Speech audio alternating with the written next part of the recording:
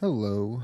So today we're going to talk about thrusting, and specifically thrusting in opposition and how you can be safe doing it and be safe after it fails. So first thing we're going to do, this is tournament footage from a friend who sent it in for review. And basically this entire fight is all about the fighter on the left throwing thrusts in opposition and the fighter on the right dealing with it to varying degrees. So we're going to look at a couple exchanges that really encapsulate the fight. But the first one, I believe, is the most basic and the most common and the most worth watching. So as you can see, what happened was pretty simple. Fighter on the left went in for a stab in opposition from a left plow. Fighter on the right did a sort of cron parry that sent their thrust over their left shoulder, and then responded with a repost, a counter undercut to the arms, which mostly missed. I think it might have clipped the elbow here and made a bit of noise, which is what you maybe heard in the recording, but mostly missed. But after that, there was an afterblow to the what would have been the shoulder, but due to the fact that this fencer has turned both of their knees and their hips 90 degrees to their left, it actually kind of hit them in the back. But either way, this is a very common exchange that anyone who thrusts in fencing will know well. So the first thing to talk about is thrusting just from a left plow to left plow scenario. When two people are in left plow and they're both right-handed, they both have a direct line straight to each other's chest. If both of them were to thrust directly in without any oppositional movement, they would both just stab each other right through the heart. So obviously, this is not a good idea. Instead, you should do exactly what fencer on the left does, which is the second you engage your thrust, wind your hands up and to the left in order to zone out what is your opponent's dominant side. So the assumption is if at this point they both did a regular thrust and only one person wound, this thrust would theoretically land and this thrust would go straight over to the right side. It would miss. Now, that is not what happened because most people understand that winding in opposition is a great way to either both die or both miss. So instead, they do a cron parry. And this is, I think, the most common response to any thrust where you want to not only make that thrust miss, but move past the tip into a safe space. Now, the thing about thrusts is every time they miss, you're in a really bad spot. You've committed your momentum forward, and now your tip is past your opponent. You can no longer thrust reasonably, pretty much no matter how far you try to pull your hands back. And most importantly, you have no momentum generated for a cut. If you just push it against their head or touch them, you have nothing. So the fencer who has deflected you up and to their left side now does the most reasonable thing, which is to throw a new cut over on the opposite opening that they were just at. So here, it's if you want to imagine that you're this fencer, the action is happening on your upper left quadrant, and therefore you're going to throw an attack to your lower right quadrant. If you're the person thrusting, you know the second you missed that there something is going to be coming in the afterblow. You're not close enough to really be in a grapple situation. You have left the bind, so you know an attack is coming. Now, where the mistakes I believe are made are two. First is the fencer on the right throws an Unterhau with their long edge, which I believe even if this had landed here and stuck there, there still would have been, especially due to the turned body position, an opening for this Oberhau to land right on the shoulder as it does. What should be done instead is, in this exact position, this fighter should actually, well, I'll go back to this position. What they should do is continue to stand their ground or even move forward while throwing the Zwerkau over onto this lower right opening with the intent of covering this afterblow immediately upon making contact. This is a very common play. I think a lot of people call it counter-zwerking, where the basic idea is, as the texts say, zwerks are very effective at defending your high line while delivering a strike. So if this had been a Zwerkau, it had been aimed maybe at the upper shoulder, it would have stuck here. His hands still would have been directly in the air with his crossguard ported directly at his opponent, and this afterblow would have landed on a sword rather than your head.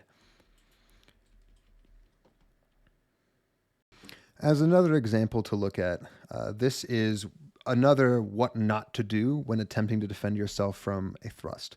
So we have the exact same setup, two left plows, and an aggressive left fencer here is going to attempt to land a stab. Now, what's wrong with this isn't even necessarily the hand shot, but it is very specifically the footwork that goes into it. So if we watch carefully here, the left fencer gathers, couching up, getting ready to stab. And at this exact moment, the fencer on the right goes in for this hand shot. Now, if you were paying attention to the footwork, you would have recognized that when the fencer went from this, I guess, more relaxed, common, ready position to this gathered position, they were about to thrust.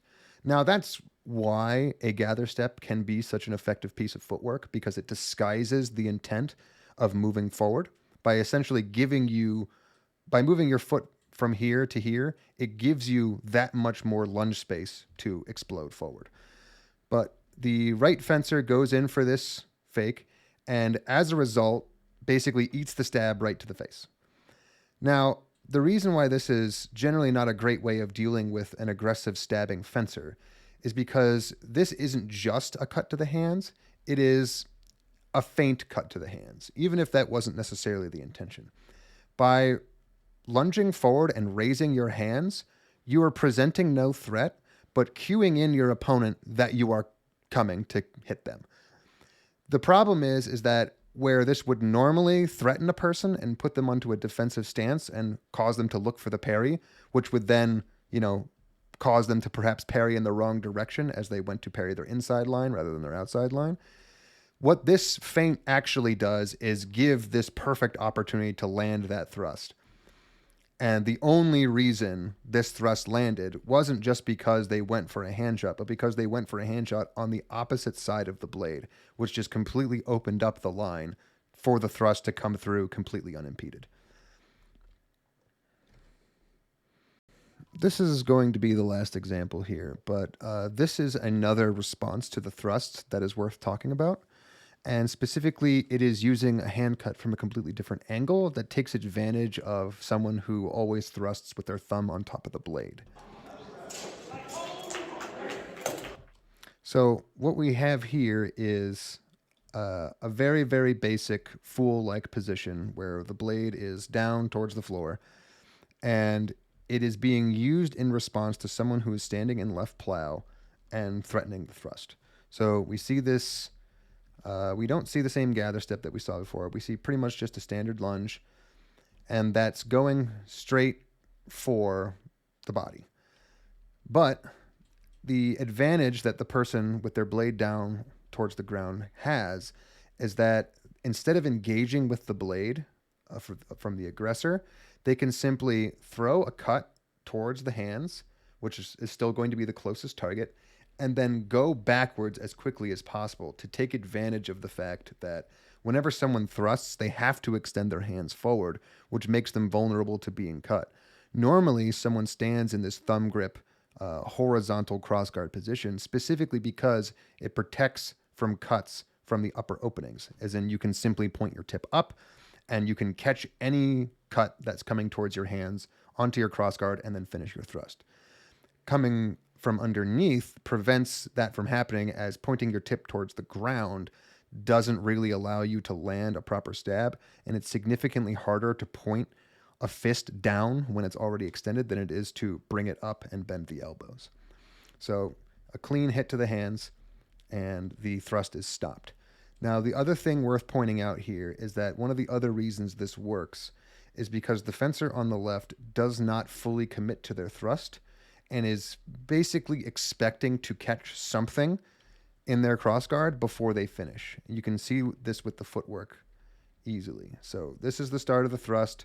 There's one big lunge, a little bit offline, and then as it comes forward, rather than taking another step with this back foot, it stops halfway to a neutral position, and then the fencer attempts to finish the lunge and reach the target, because at this point they've been hit in the hands, with another mini lunge.